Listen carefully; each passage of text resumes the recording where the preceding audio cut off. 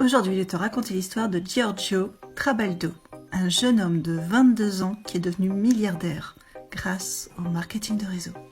Lorsqu'il a commencé, il avait 18 ans. C'est sa mère qui lui a présenté l'activité. Et pour nous avouer, il n'était pas intéressé. Sa mère l'a ensuite emmené à l'un des événements de la compagnie. Cet événement contenait plus de 14 000 personnes. En ressortant de cet événement, il n'était toujours pas intéressé. Il raconte que c'est ses potes qui ont été très curieux de savoir comment ça s'était passé. Et lorsqu'il y a eu d'autres événements, il y est allé avec ses potes. Et c'est comme ça qu'il a commencé. Il explique aussi que les 2 premiers mois, il touchait 517 €. Puis les 9 mois suivants, rien du tout. Si tu étais à sa place, qu'aurais-tu fait? Eh bien, pour te dire, il a continué, il a persévéré. Il nous a avoué que la seule motivation qu'il a eue, c'est qu'il n'avait aucune perspective d'emploi ni d'avenir. Il n'avait pas de diplôme et il n'avait pas d'argent. Il a commencé par établir son échelle de confiance dans le secteur du MLM, dans la société et le groupe avec lequel il s'est lancé, dans les produits qu'il recommandait pour la vente et surtout, et le plus important, son échelle de confiance en lui-même.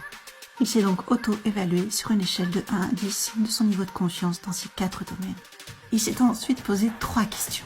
Il s'est demandé, est-ce que je suis heureux? Est-ce que j'ai une perspective d'avenir? Est-ce que je me vois faire ce que je fais aujourd'hui dans 10 ans? Et toi, que répondrais-tu à ces 3 questions? Parce qu'il faut savoir que tout ce qui commence dans ce monde a déjà commencé dans la tête de quelqu'un. Les gens pensent que l'argent est le résultat. Or, le résultat, ce n'est pas l'argent. Le résultat, c'est la différence que tu peux faire dans ce monde et le bien que tu peux apporter aux autres.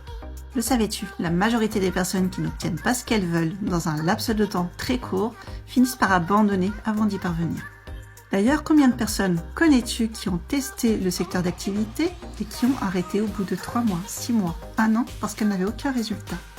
Et c'est pour ça qu'il est important que tu te poses de bonnes questions.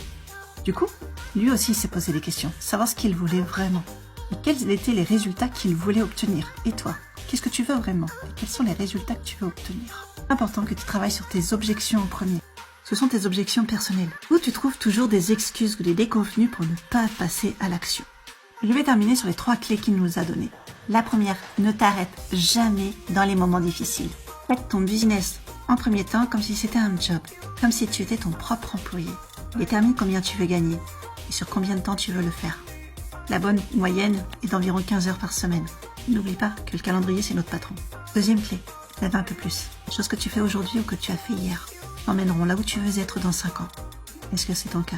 La 3e et dernière clé, il faut que tu aies les bonnes attentes et te poser la bonne question. Combien de temps es-tu prêt à investir pour un job qui te paiera 1 500 €?